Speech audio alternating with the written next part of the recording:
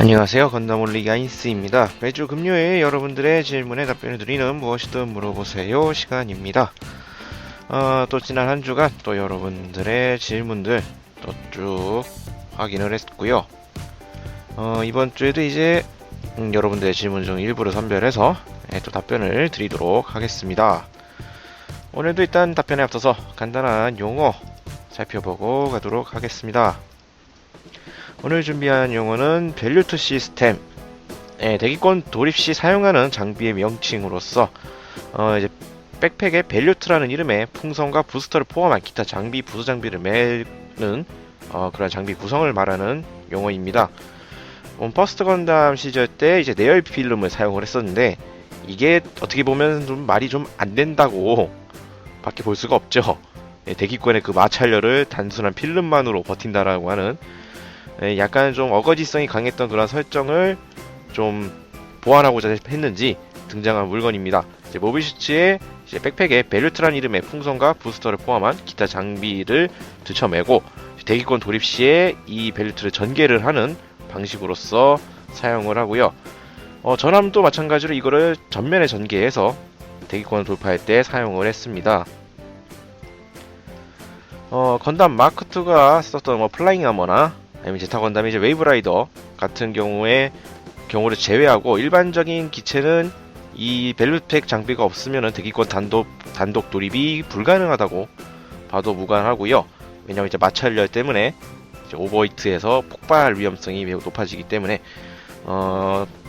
단독 돌입은 무리가 되고 이제 밸류투팩을 사용할 경우에는 이제 그 열로부터 어느 정도 보호가 된다. 라고 보실 수가 있겠습니다. 근데 문제는 이게 풍선이에요. 한마디로 얘기를 해서 밸류투팩 내부 구성품이 말 그대로 풍선이나 다름없기 때문에 돌입 중간에 터지거나 했다 하면은 얄짤없이 끔살 당하게 되겠습니다. 실제로 이제 극 중에서도 대기권 돌입하는데 밸류투팩 툭 건드려갖고 터져서 상대 기체가 격추되는 그런 시츄에이션이 있었죠. 이러한 점만 주의한다고 하면은 대기권 돌입의 필수적인 장비라고 보시면 되겠습니다. 간단히 이렇게 용어 하나 살펴봤고요. 이제 이어서 본격적으로 여러분들의 질문 보도록 하겠습니다. 첫 번째 질문, 유튜브에 장진호님이 올리셨는데 건담의 만화에서 튀어나온 것처럼 보이게 하는 마코 도색을 알려달라고 하셨습니다. 뭔가 하고 조금 검색을 해보니까 요런게 나오더라고요. 지금 보고 계시는 저거 그림이 아닙니다. 프라모델입니다. 제17회 전 일본 오리자쿠 선수권 건프라 부분에서 금상을 수상한 작품인데 이 제작하신 분 블로그거든요. 이게 제작기 비슷하게 올리신 게 있습니다. 지금 이게 얼핏 보면 그림 같은데 실제 프라모델이고요. 이게 다. 자, 이런 식으로 진짜 아무리 봐도 그림 크기 나왔다. 진짜. 이렇게 구성품까지 이런 식으로 다 했는데 요거 같은 경우에는 보니까 보시는 것처럼 일단 원본 프라모델에서 이렇게 개수가 좀 들어가고요. 개수를 다 마친 다음에 이제 이 극중 장면에 맞는 이러한 이제 명암도색으로 작업을 하신 내용입니다. 이건 제작자분 블로그를 다 뒤집어도 일단 설명 자체가 그 정도에서 끝이에요. 그냥 이런 식으로 작품 사진만 잔뜩 나와 있는데 그렇기 때문에 여기서 추가적인 설명을 드리긴 어려울 것 같습니다. 여기 조형에 맞춰서 개수를 한 다음 명암 도색을 했다라는 거 외에는 딱히 정확하게 파악할 수 있는 게 없고요. 이런 식으로 참 지금 봐도 이건 그림인지 프라모델인지 구별하기가 너무 어렵다. 이런 식으로 나온 작품 아마 요런 류를 보고 물어보신 것 같아요. 결론은 명암도색입니다. 결론은 다만 이제 이렇게 표현을 어떻게 하느냐는 이제 재량이겠죠. 이거는 제가 알려드릴 수 있는 수준은 이 정도가 한계라고 생각을 합니다. 더 이상 뭐 어떻게 설명을 해드리기가 참 어렵네요. 그리고 다음 유튜브에 한 동희님의 질문, F91의 잔상에 대해서 물어보셨어요. 건담 F91의 그 잔상 효과. 이거 같은 경우에는 이제 건담 F9의 설정에 파일럿의 기량에 따라서 이제 기체의 가동성과 운동성이 좀 좌우가 되는데, 만약 이제 파일럿의 기량에 맞춘 이제 가동성이나 운동성이 기체가 못 따라갈 경우, 파일럿이 너무 뛰어나서 지금 기체가 갖고 있는 스펙이 따라가지 못할 경우에 내장되어 있는 리미터가 해제가 되고요. 이제 최대 가동 모드가 발동을 하게 됩니다. 이때 급격한 운동에 따른 기체의 누적 데미지나 관절의 마모, 오버히트 될 우려가 있는 바이오 컴퓨터, 냉각 이런 것들을 위해서 이제 페이스 가드가 오픈이 되고 이제 방열판이 나오게 되죠. 외부로 이렇게 전개가 되고 페이스 가드도 이제 오픈이 되고 이런 식으로 해서 이제 냉각을 강제적으로 이제 시도를 합니다. 이때 이제 공식 용어로 MEPE라고 하는데 메탈 필 오프 이펙트, 금속 박리 효과 이런 현상이 발생을 하는데, 요거 같은 게 설명이 좀 복잡해지는데 MCA라 그래서 멀티플 컨스트럭션 아머, 이건 뭐 나중에 또 다뤄보도록 하고요. 요거를 채용한 후에 우연히 발견된 부산물과 같은 것으로 냉각핀을 이용한 이 라디에이터 기능이나 냉각 촉매 외에도 장갑 최외부층이 열 이걸로 이제 증발을 하면서 금속 입자가 박리되면서 기체를 열을 빼는 걸 도와줍니다. 따지면 이제 열을 이렇게 빼는 걸 도와주는데, 문제는 이게 기체가 움직이는 방향으로 금속 입자가 흩날리게 되고요. 그 흩날리는 그 입자들이 기체 윤곽을 그대로 따게 되고 방열을 했던 거기 때문에 자체적으로 열을 가지고 있고요. 그리고 또 금속 덩어리이기 때문에 또 질량을 가지고 있고요. 그렇게 해서 잔상이 발생을 합니다. 문제는 이게 또 다른 기체 센서로 보면은 이게 센서가 금속 입자에 반응을 해서 이제 센서 상으로는 기체가 두 대가 있는 분신 효과를 이제 일으키는 착시 효과로 이제 발생을 하는 게 문제가 되는 거죠. 이 기술이 이제 의도됐던 기술은 아니고요. 이게 단지 우연에 의해서 발생했던 기술인데, 이제 뭐 분신 효과니까 당연히 다양한 이제 전투 효과에서 써먹을 수 있다라는 점은 좋은 효과라고 볼 수 있겠지만, 기체 표면이 이제 벗겨져 나간다. 아까 앞서서 설명드렸다시피 이제 열에 의해서 기체 표면에 박리되는 현상이기 때문에 기체 껍데기가 깎여 나간다라고 생각하시면 되겠습니다. 장갑 부분이. 그렇기 때문에 어떻게 장기적으로 보면은 오히려 이제 마이너스죠. 장갑이 점점 손상이 가는 거기 때문에, 예, 좋아 보이지만 오히려 이렇게 파고들면 단점인 이러한 기술이라고 이렇게 볼 수가 있겠습니다. 자, 열어놨던 이미지 차근차근 닫고요. 그리고 또 물어보셨던 게 이제 우주세기 애니메이션을 물어보셨는데, 자, 우주세기 애니메이션들을 모아봤습니다. 일단 나열된 순서는 일단 우주세기 시대상 순서라고 보시면 되겠고요. 작품의 시청 순서와는 무관합니다. 일단 기동전사 건담 08 MS 소대, 그리고 0080 조물속의 전쟁, 0083 스타더스트 메모리, 그 다음에 제타 건담 더블 제타, 역스베샤, 건담 UC, 건담 F91, 그리고 빅토리 건담까지 이렇게 우주세기 시리즈로 이렇게 진행이 됩니다. 다음 이제 유튜브에도 이현님이 질문인데, 제로 시스템과 에피온 시스템이 사람에게 미치는 영향을 질문을 하셨는데요. 제로 시스템하고 이제 에피온 시스템 같은 경우에는 저번에 한번 설명을 드린 적이 있었죠. 이게 사람에게 무슨 영향을 미치게 되느냐. 일단 시스템 자체가 전투 중에 예지되는 상황과 결말을 강제적으로 파일럿에게 보여주고, 그리고 여기에 이제 시스템이 분석해낸 가장 좋은 행동을 강제합니다. 파일럿에게. 그러고 여기서 이제 설정상 거부를 하면은 뇌파 자극으로 파일럿이 폭주할 위험이 있고, 심하면 이제 사망 가능성도 높다라고 명시가 되어 있는데, 파일럿에게 강제를 한다라는 점 때문에 한마디로 남에게 조종당하는 꼴이죠. 시스템에게 잘못하면 조종당하는 것이기 때문에 그걸 거부하기가 상당히 힘들고, 거부한다고 쳐도 이제 뇌파를 다루는 문제이기 때문에 페인이 될 가능성도 상당히 높고요. 뭐 여러가지 요건상에서 아까서 명시했지만 폭주 가능성도 있고, 시스템 내용만 보면 상당히 좋은 시스템이지만 이런 부작용이 상당히 많은 그러한 시스템입니다. 강제한다라는 점이 가장 큰 문제죠. 그러니까 다시 요약을 한다 그러면 폭주 가능성이 있고요. 그거에 따라서 이제 폐인이 되거나 심하면 사망할 위험도 있다 라고 보시면 되겠습니다. 간단히 요약하면 그 정도 볼 수가 있겠고, 다음, 자, 저희 사이트 에어마스터님의 질문인데, 우주세기는 언제부터 시작이 되었는가? 우주세기, 일단 우주세기에 관해서 이제 건담 연대표라는 게 있습니다. 거기에 보면은 이제 태양광 발전 위성, 기타 우주 시설의 건설에 대한 것이 서기 몇 년부터 됐다라고 표기가 되어 있진 않아요.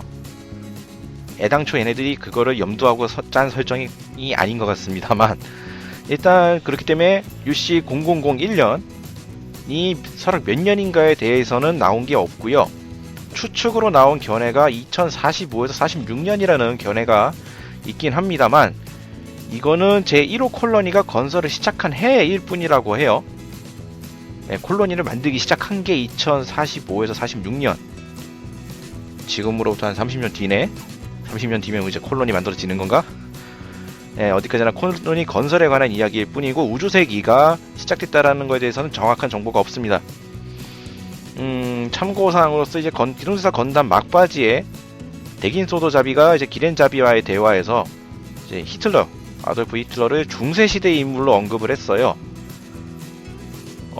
히틀러가 나왔을 시기는 이제 20세기인데 20세기를 중세로 볼 정도면은 한참 뒤인 거라고만 어느 정도 추측이 가능하겠죠. 저희가 2000년, 기원 후 2000년 조금 넘은 시점에서 중세라 그러면은 거의 1000년도에서 한 1300년 그 정도 되나? 거의 그 정도 시점인데 20세기를 중세라고 부를 정도의 시대니까 거진 한 3000년에서 한 4000년은 되는 거 아닌가. 제가 볼 때 나는 그렇게도 예상을 할 수 있지 않을까 싶습니다. 정확하게 명시된 내용이 없기 때문에 이런 식의 추측만 가능하네요. 다음 저희 사이트의 기가드릴 브레이크, 명칭 멋지다. 이 질문, WP의 폰 스파크가 누군가, 그리고 아스트레이의 로우귤이 누구냐 라고 물어보셨는데요.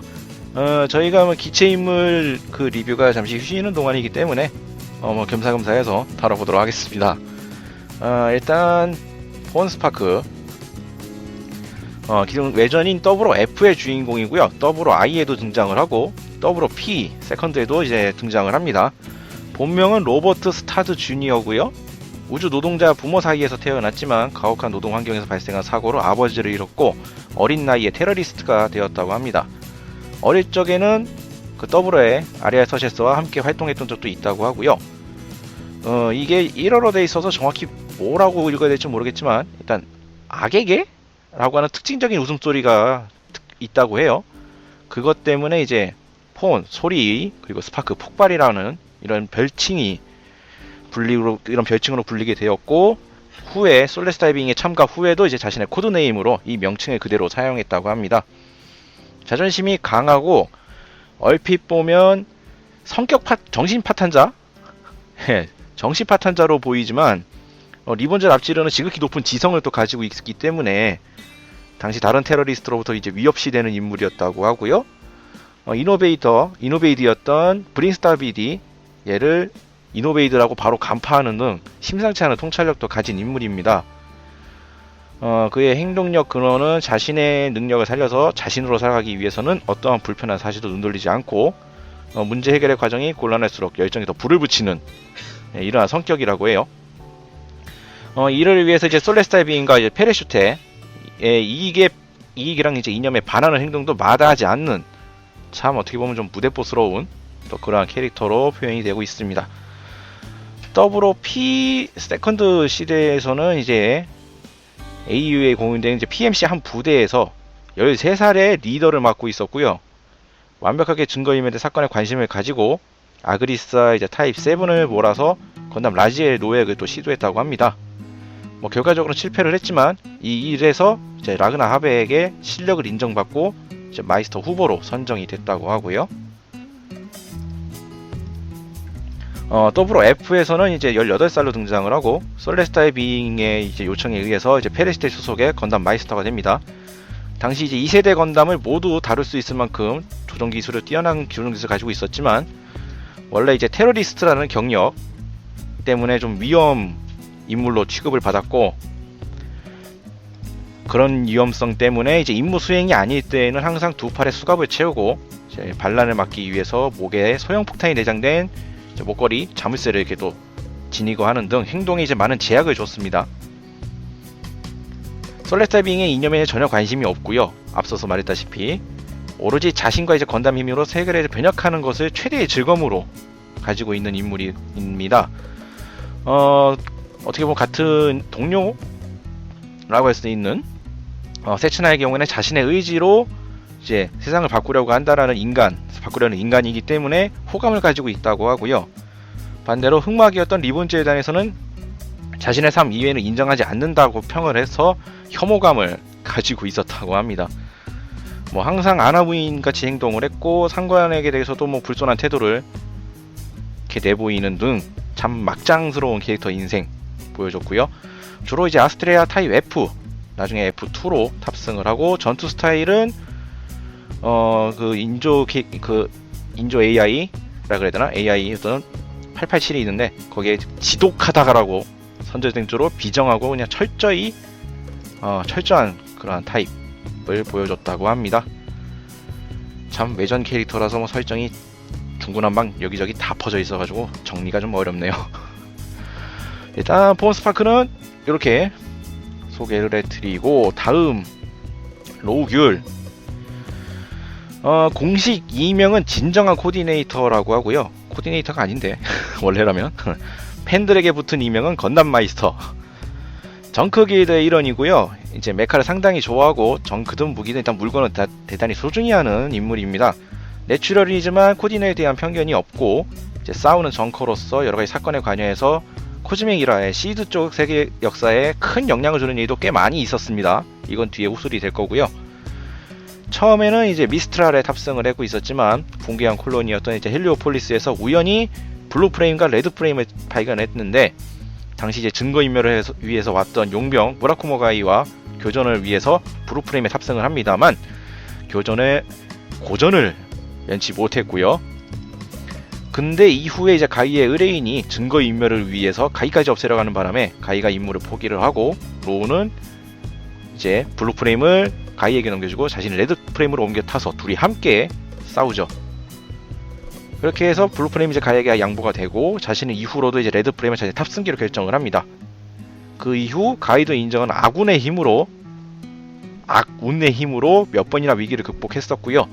콜로니 그레이브야드의 거주자인 운노 영감한테서 일본도 제작술과 기술을 또 배우고, 그 과정에서 이제 여러 가지 대단한 물건들이 쏟아져 나왔죠. 로우에게 있어서 이제 모빌슈트는 단순한 병기가 아니라 사람을 살리기 위한 기계라고 합니다. 캐릭터의 성격을 잘 볼 수 있는 그러한 부분이죠. 그리고 본래 이제 로우는 이제 내추럴이기 때문에 모빌슈트를 다룰 수가 없지만, 이 레드 프레임에 시험적으로 탑재됐던 내추럴용 OS와 나중에 키라가 손을 봤던 그 내추럴용 OS, 그것과 인공지능을 가진 컴퓨터 하치의 서포트, 그리고 그가 가진 천성의 센스에 의해서 레드 프레임을 다룬다고 합니다. 그 조정 데이터는 M1 아스트레이의 OS 개발에도 활용이 됐다고 하고요. 또 매우 높은 기술력과 발상력을 가지고 있어서 독자적으로 모비스트의 개수나 여러가지 옵션 파츠의 개발, 운용을 실시를 했습니다. 가장 대표적인 물건이라고 할 수 있는 게 이거죠. 택티컬 함즈.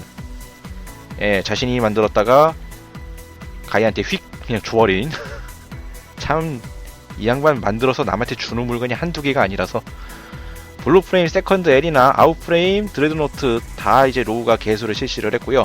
자신의 탑승기인 레드프레임에도 몇 개의 기발한 자작 장비가 존재를 하고 있는데, 레어 메탈을 통째로 사용한 전체 길이 150m짜리 모빌슈트형 일본도 150 가베라. 사진을 구하고 싶었는데 구할 수가 없더라고요. 이런 것도 만들었고, 택티컬 함즈도 개발을 했고요.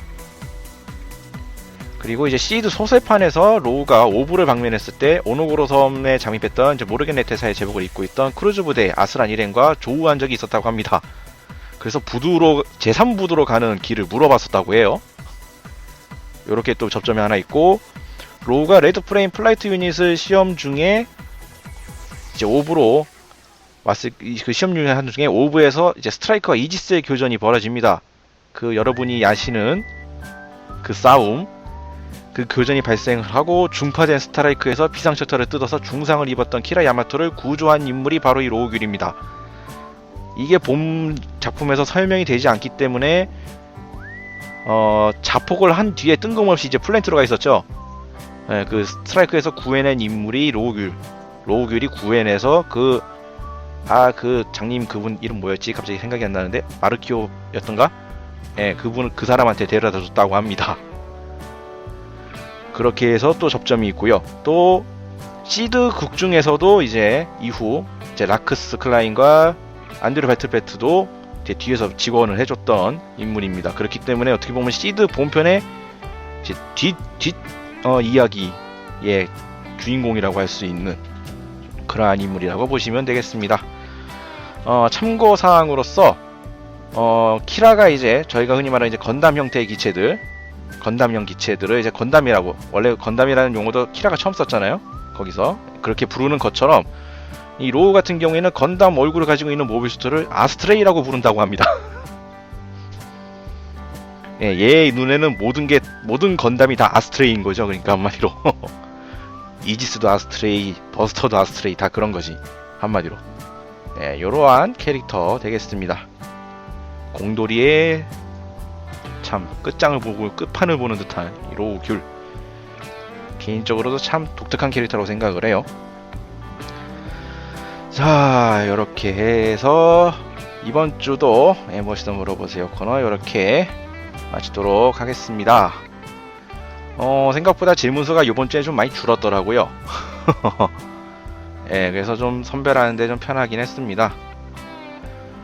여기에서 지금 뭐 가장 많이 나오는 질문 중 일부만 조금 언급을 하자면, 뭐 리뷰 신청 같은 경우에는 답글이 달려 있지만 그냥 댓글로 달아주시면은 다 접수가 됩니다. 저희가 댓글을 웬만하면 다 보기 때문에 접수가 다 되고요. 괜히 막 다른 게시글에다가 굳이 달실 필요 없이 그런 데다가 달아주시면 되겠고, 콘테스트 같은 거에는 경우에는 저희가 지금 나갈 여유가 안 돼요.